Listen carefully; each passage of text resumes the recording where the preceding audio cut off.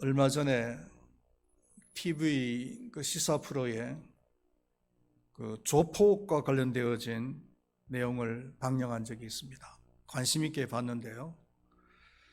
80년대 이후에 우리나라 조폭은 양대 산맥을 이루었다는 겁니다.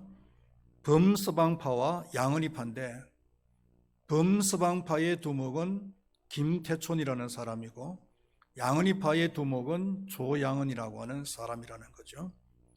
이 두 사람은 범죄 조직의 두목이었기 때문에 일평생을 거의 감옥에서만 살았어요.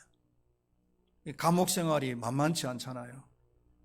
감옥 생활이 너무 힘드니까 이 두 사람은 감옥 안에서 전도를 받고 하나님을 의지하고 신앙생활을 했다는 것입니다. 그런데 신앙생활이 참 만만치가 않아요. 두 사람은 순탄하게 신앙생활을 한 것이 아니고 실패를 거듭하다가 김태촌이라고 하는 사람은 암으로 죽고, 감사하게도 조양은은 현재 목회자가 되어져서 목회자의 길을 걸어가고 있다는 겁니다. 조폭 생활을 청산하고 목회자의 길을 걷고 있다는 거죠. 신앙생활을 시작했으면 조폭 생활을 청산하고 신앙인답게 거룩한 삶을 살아야 되는데, 그런데 이 조폭 생활이라는 것이 우리 사회의 가장 밑바닥 삶이잖아요. 밑바닥 인생이잖아요. 쉽게 청산이 안 되는 겁니다. 신앙생활을 했다고 해서 쉽게 하루아침에 청산되는 것이 아니다라는 거죠. 그래서 두 사람도 계속 실패를 거듭하다가 한 사람은 암으로 죽고, 드디어 한 사람은 감사하게도 완전히 조폭 생활을 청산하고 지금은 목회자가 되어져서, 선교사가 되어져서 하나님의 일을 열심히 하고 있다 하는 그런 내용입니다. 하나님께서 우리를 부르신 목적은 거룩한 삶을 살게 하기 위함이라고 합니다. 내가 거룩하니 너희도 거룩하라. 하나님께서 우리를 부르시고 주신 말씀이에요. 내가 거룩하니 너희도 거룩하라. 우리가 거룩한 삶을 살아야 될 이유가 뭐냐 하면은 크게 두 가지로 생각을 해보면, 하나는 불신자들에게, 이 세상 사람들에게 빛과 소금의 역할을 하기 위해서요. 예수를 처음 믿었을 그 당시에는 거의 불신자들과 비슷한 그런 삶을 살 수밖에 없습니다. 그런 모습을 가지고서는 불신자들에게, 세상 사람들에게 본이 되는 그런 삶을 살아갈 수가 없겠지요. 그들과 똑같은 삶을 사는데 무슨 본이 되겠습니까? 그러나 변화되어져서 거룩한 삶을 살아갈 때에 세상 사람들에게 빛과 소금의 역할을 할 수가 있는 거예요. 그리고 또 한 가지 이유는 하나님을 기쁘시게 해드리기 위해서입니다. 하나님께서는 믿는 자들이 인격이 쑥쑥 자라가서 세상 사람들에게 빛과 소금의 역할을 하는 그런 삶을 살아갈 때에 기뻐하신단 말이에요. 믿는 자들은 당연히 삶의 최고의 목표가 하나님을 기쁘시게 해드리는 그런 삶이어야 되는 겁니다. 물론 우리가 천국에 들어갈 때까지 완전히 성화가 되어지는 것은 아닙니다. 그럼에도 불구하고 거룩한 삶을 살려고 노력하는 그런 모습을 보일 때 하나님께서 기뻐하신단 말이에요. 우리가 거룩한 삶을 살기 위해서는 버려야 할 것이 몇 가지가 있다라고 본문에서 얘기를 하고 있는데, 본문 말씀에서 말하는 버려야 할 몇 가지 것들은 주로 성적인 것들과 관련된 것들이에요. 세 가지를 얘기해 주고 있는데, 첫 번째로는 3절 말씀에 보니까 음행이라고 말씀하고 있습니다. 이 음행은 섹스신, 성과 관련되어진 죄입니다. 혼전 성행이라든지 아니면 혼외 성행위 등 이런 성범죄들, 그리스도 안에서 성행위는 단순해야 됩니다. 결혼이라고 하는 법 테두리 안에서 이루어져야 되는 거죠.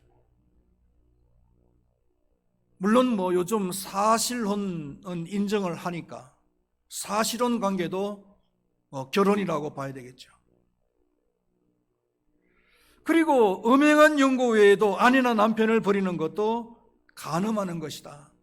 마태복음 5장 23절에서 그렇게 말씀을 하고 있죠. 결혼을 했는데 음행은 한쪽에서 배우자가 음행한 연고 아니고 단순히 성격 차이다, 아니면은 경제적인 문제다, 이런 문제로 이혼을 하는 것은, 이것은 상대방으로 하여금 간음을 하게 하는 것이다. 성경은 이렇게 말씀하고 있는 거예요. 그렇기 때문에 성격 차이다, 경제적인 문제다, 이런 것들은 참고 인내해서 극복을 해야 되는 거예요. 그리고 두 번째로는 온갖 더러운 것들이라고 했습니다.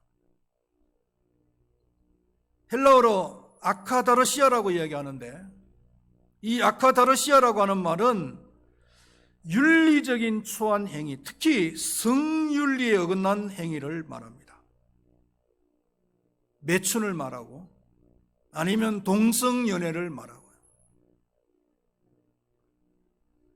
하나님을 믿지 않는 사람들은 이런 추한 행위를 서슴없이 하죠. 술을 한 잔 먹고 나면은 또 여자가 있는 곳을 찾아가고 말이죠. 그러나 하나님을 믿는 사람들은 이러한 것들이 더러운 것인 줄 알아야 된다는 거예요. 그리고 세 번째로는 탐욕이라고 했습니다.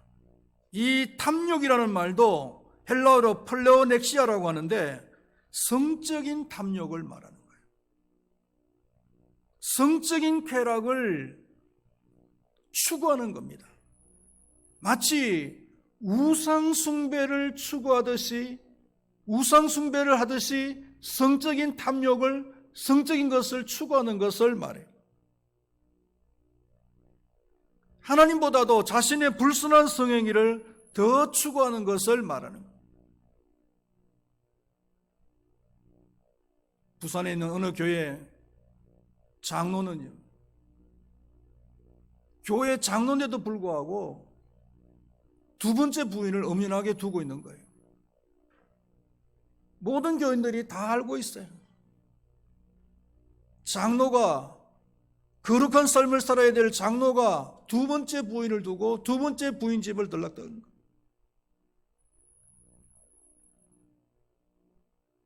교인들이 다 알고 있지만은 장로가 헌금도 많이 하고 또 그게 오랫동안 다니는 사람이라 권세가 교회 안에서 대단한 거예요. 그러니까 말도 못하고 한숨만 푹푹 쉬고 있는 거예요.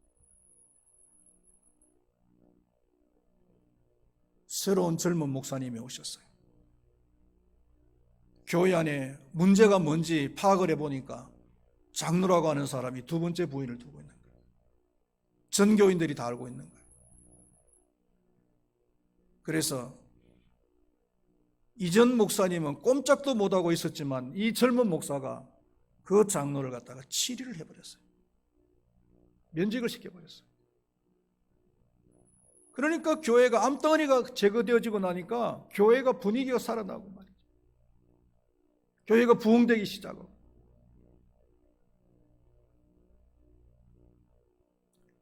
신앙생활을 한다고 하면서도 이런 성적인 것을 우상숭배하듯이 탐욕하는 것, 이것은 잘못된 것이라는 겁니다. 이런 것들은 이름조차도 부르지 말라, 이렇게 얘기를 하고 있습니다. 3절 하반절에 보니까 너희 중에서 그 이름조차도 부르지 말라, 이렇게 얘기를 하고 있죠. 입 밖에도 꺼내지 말라는 겁니다. 이런 것들은 우리는 생각하기를 행동으로만 옮기지 않으면 되는 것이지 말도 못하게 하는 이유가 뭐냐? 이렇게 생각을 할 수도 있을 거예요. 그러나 말도 하지 말라, 입 밖에도 꺼내지 말라라고 하는 이유가 있어요. 그 이유가 몇 가지 있는데 그게 첫 번째가 일반적인 이유입니다. 심리적인 측면에서 생각해 봤을 때도 말을 하면은요, 사람이 말을 하면은 생각이 강화되어진다고 합니다. 영어 단어로는 스트렝서닝이라고 하죠. 우리가 공부를 할 때도 그냥 눈으로만 공부하는 것이 아니고 입으로 중얼중얼 읊조리면서 공부를 하면은 학습 효과가 더 올라가죠. 영어 단어를 외울 때도 그냥 눈으로만 외우는 것이 아니라 입으로 중얼중얼 대면서 단어를 입으로 읊어가면서 외우면은 훨씬 더 잘 외워지잖아요. 그런 원리와 똑같은 거예요.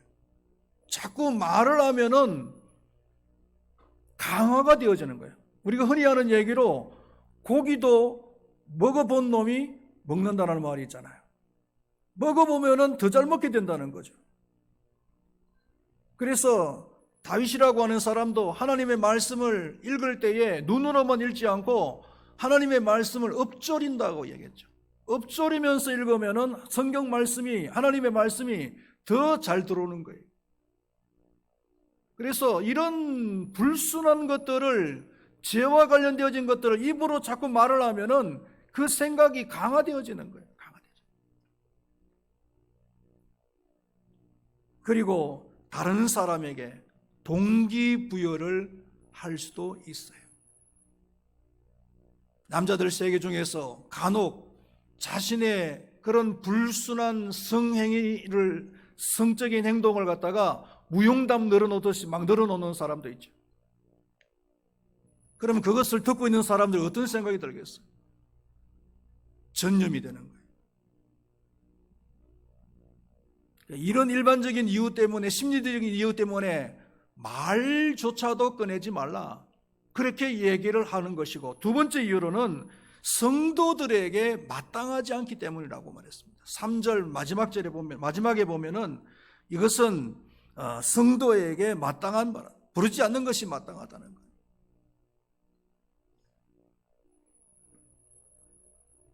거예요. 예수를 믿기 전에는 마음대로 살았지만은 예수를 믿고 구원받은 백성이 되고 난 이후로는 더 이상 이런 삶을 살아서는 안 된다는 거예요. 아니다 라는 생각이 들면은 미루지 말고 빨리 수정을 하는 것이, 그게 지혜로운 사람이죠. 우리는 그 타이타닉호의 얘기를 영화를 통해서 잘 알고 있잖아요. 이 타이타닉호가 1912년도 4월 달에 무려 2,200명이 넘는 승객을 태우고 영국을 출발해가지고 미국 뉴욕항을 향해서 항해를 했는데 빙산과 부딪혀가지고 1,500명이 물에 빠져서 죽었어요.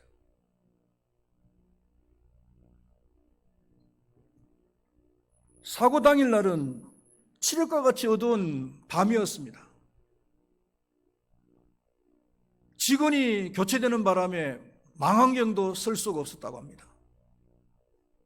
교체되는 그 직원이 창고 열쇠를 가지고 가는 바람에 망원경을 꺼낼 수가 없어가지고 그 칠흑같이 어두운 밤에 망원경을 쓸 수도 없이 그냥 눈으로 봤다는 거죠. 본부에서는 빙산이 있을 수 있으니까 조심하라고 6번이나 경고를 갖다가 했다는 겁니다. 경고를 했대요. 그런데도 불구하고 선장은 개의치 않고 속력을 내어서 항해를 계속했답니다. 그 결과 엄청난 비극의 결말을 맞게 된 것이죠. 교훈을 받아야 되는 겁니다. 마땅치 않는 것은 하지 말아야 된다.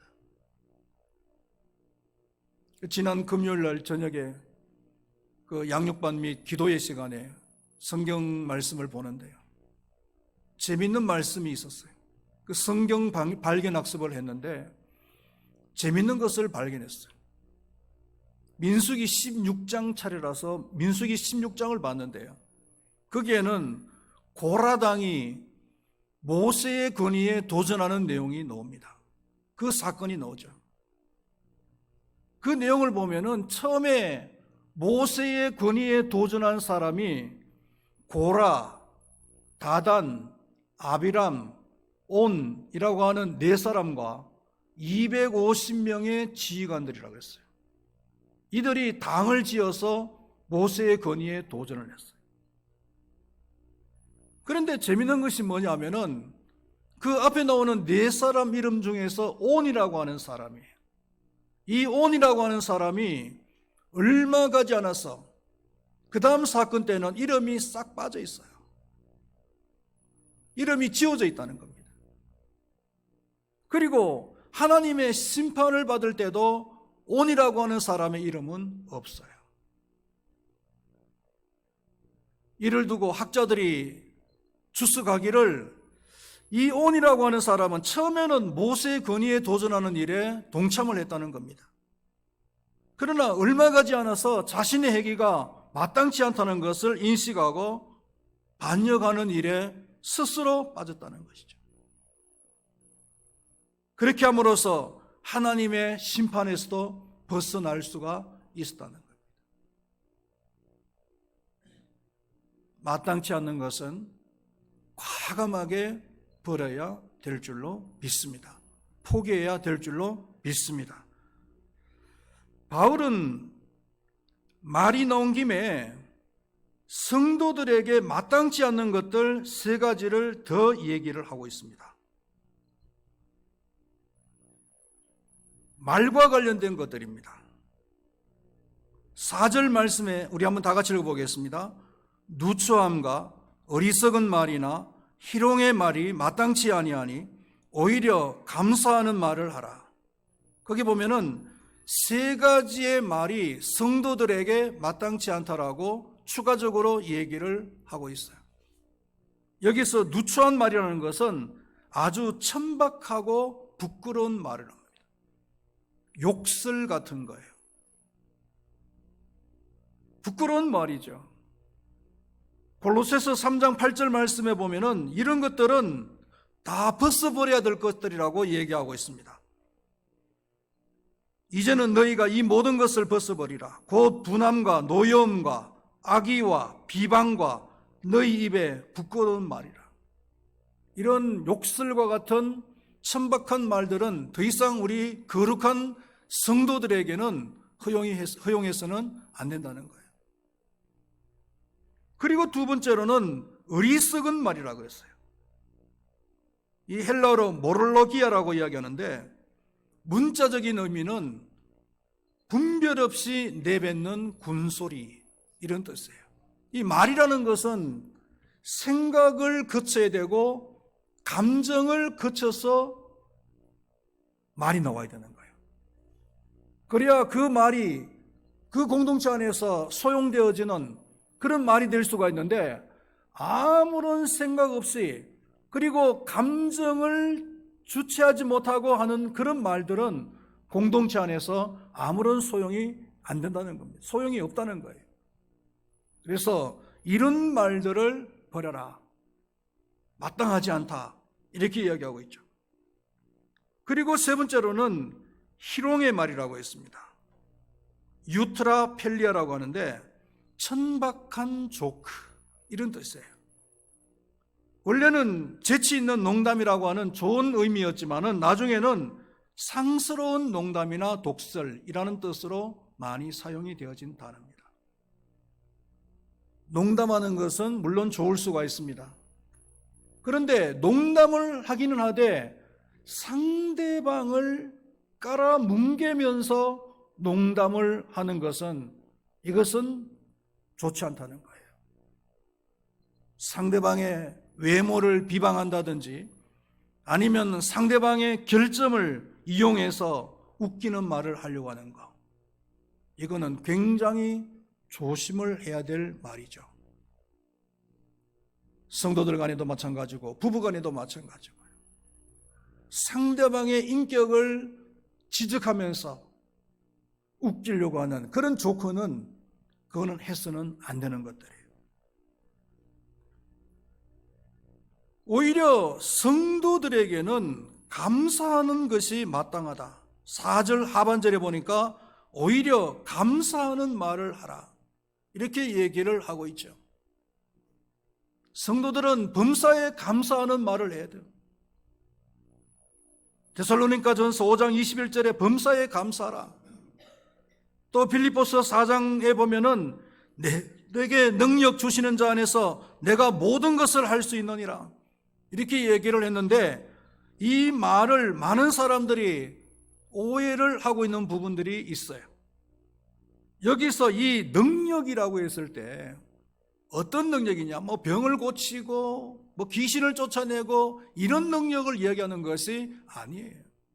그 문맥을 자세히 보면은 어떤 상황, 어떤 형편, 다시 말해서 비천과 풍부, 아니면은 배부름과 배고픔 등 이런 극단적인 상황이 온다 할지라도 불평하지 않고 자족할 수 있는 능력, 이걸 말하는 거예요.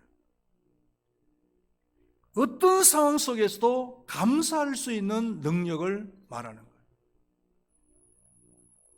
사랑하시는 우리 큰바위교회 모든 성도님들은 어떤 상황 속에서도 감사의 말을 할 수 있는 성도들이 될 수 있기를 축원드리겠습니다.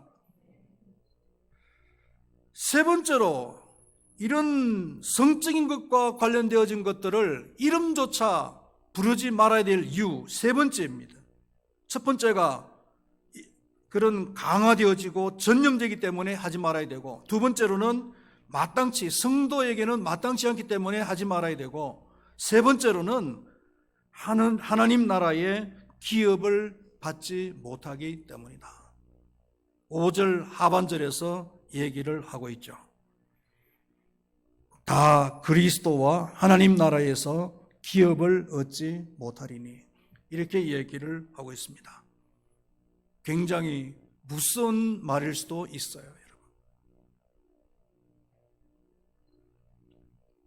여러분. 이 말은 하나님의 나라에 들어가지 못한다는 말은 아닙니다. 하나님 나라에 들어가기는 하지만은 하나님의 나라에서 받을 기업, 즉 상이 없다는 거예요. 상을 못 받는다는 거예요. 하나님의 나라에 들어가긴 하지만은 부끄러운 모습으로 하나님의 나라에 들어간다는 거죠.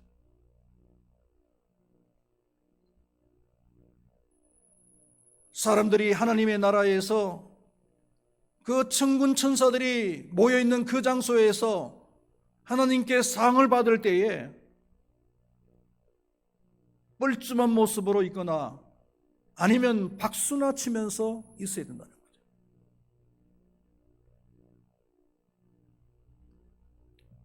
여러분, 하나님의 나라의 상이 얼마나 좋은 줄 아세요? 사도 바울이 이 세상의 모든 부귀영화를 다 내려놓고 일평생 동안 고난을 받으면서 하나님의 말씀만 증거하는 그런 삶을 살았던 이유가 하늘나라의 상을 바라봤기 때문이라고 얘기하잖아요. 하나님의 나라의 상이 너무나 좋기 때문에 이 세상에 누릴 수 있는 모든 부귀영화는 기꺼이 자신은 다 포기하겠다.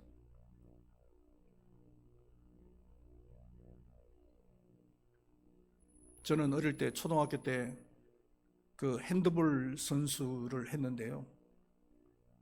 제가 했던 그 학교가 경상북도에서는 명문 학교였어요. 그래서 시합만 나가면은 뭐 거의 경상북도에서 우승을 하는 그런 학교였는데, 이 주말에 토요일 날 일요일까지 시합을 해가지고 우승을 하면은요, 우승기하고 우승컵하고 우승상장하고 받아가지고, 그리고 월요일 날 되면은 전교생들이 다 모여가지고 조회를 하는 거예요. 그때는 뭐 아이들이 오죽 많았습니까? 한 학년에, 저희가 다닐 때 한 학년에 11반까지 있었으니까 한 반에 76명인 거예요. 저희 반이. 그러면 한 학년이 760명이잖아요. 아니, 800명이 넘네요. 6학년까지니까 몇 명이에요? 68이 48. 거의 5,000명 가까운 아이들이 그 운동장에 쫙 모여있어요. 그러면은 저희들이 그 상과 우승컵, 우승기를 갖다가 가지고 그 구령대라고 있잖아요. 교사 선생님이 훈시하는 그 구령대. 그 구령대 위로 올라가는 거예요. 그걸 교장 선생님한테 이제 반납을 하는 거죠. 그러면 5,000명 가까운 아이들이 그냥 박수를 팍 치는 거죠. 얼마나 좋은지. 그걸로 끝나는 것이 아니에요. 그 끝나고 나면은 또 그 시가행진을 하는 겁니다. 시가행진.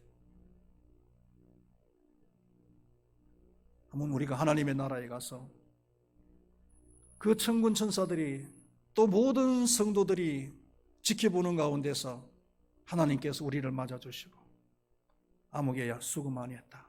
이것이 내가 너에게 내릴 상이다. 라고 상을 줄 때에 얼마나 영광스럽겠어요.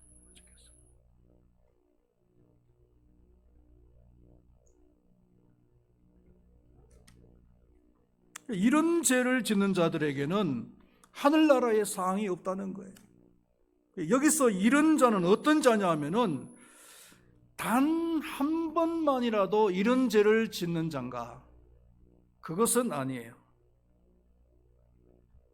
믿음의 조상들 중에서 아브라함이나 다윗 같은 사람들도 음행죄를 저질렀잖아요. 그러면 이 사람들 어떤 사람들이냐면은 이런 죄를 저지르면서도 양심의 가책을 전혀 느끼지 않는 사람.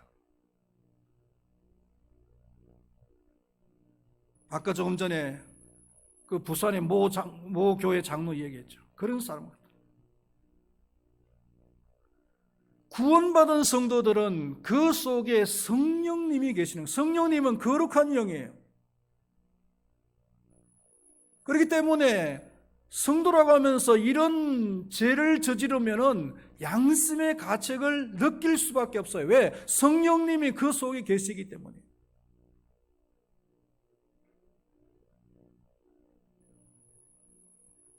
양심의 가책을 느끼고 괴로워하고 그리고는 결국은 회개하게 되죠.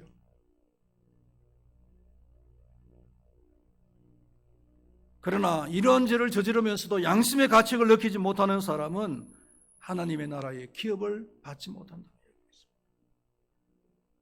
두 번째로 반복해서 죄를 짓는 사람이에요. 양심의 가책을 느끼지 못하는 사람은 반복해서 죄를 짓게 되죠. 자기 죄를 합리화시키는 거예요. 그러나 참 성도는요, 일시적으로는 죄를 지을 수도 있어요. 그렇지만 양심이 괴로워서 반복해서 죄를 지을 수는 없는 거예요. 말씀을 맺으면은요, 우리는 성도들입니다. 성도들은 성도들에게 걸맞는 삶이 있어요. 음행과 온갖 더러운 성적인 것들과 성적인 탐욕은 성도들에게 마땅치 않아요. 이름이라도 부르면 안 됩니다.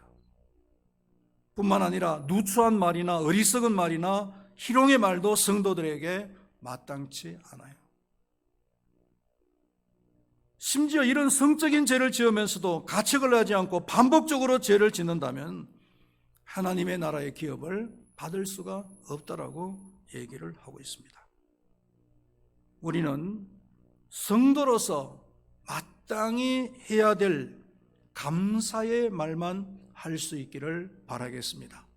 그래서 우리 큰바위교회 모든 성도님들은 하나님의 나라에 가셔서 기업의 풍성한 것을 받아 누릴 수 있기를 축원드리겠습니다. 기도하겠습니다. 하나님 아버지,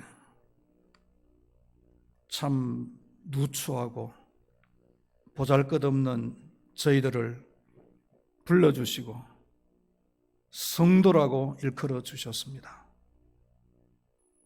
빨리 우리는 이제 불신자의 그런 탈을 벗고 참 성도로서 거룩한 삶을 살아야 되는데 참 만만치가 않습니다.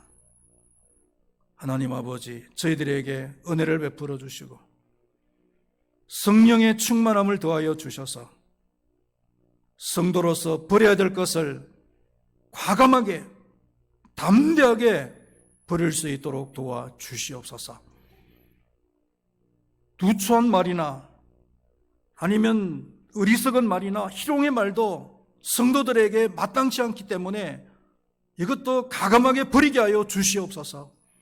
그래서 오히려 감사하는 말을 할 수 있는 우리 모두가 되게 하여 주시옵소서.